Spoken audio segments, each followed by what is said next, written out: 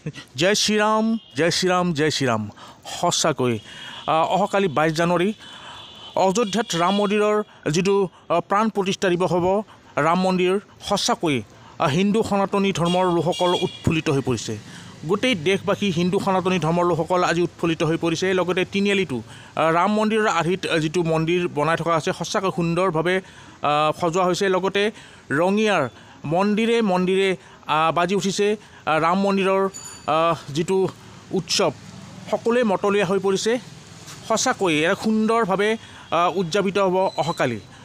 ৰঙিয়াৰ মৌদাৰাৰ যিটো গোপাল মন্দিৰ তাৰ পৰা আৰম্ভ হ'ব 10 বজাত ৰঙিয়া মিল ৰোড হনুমান মন্দিৰলৈকে সকলো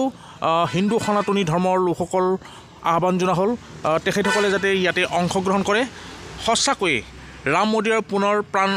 মন্দিৰৰ প্ৰাণ প্ৰতিষ্ঠা দিৱস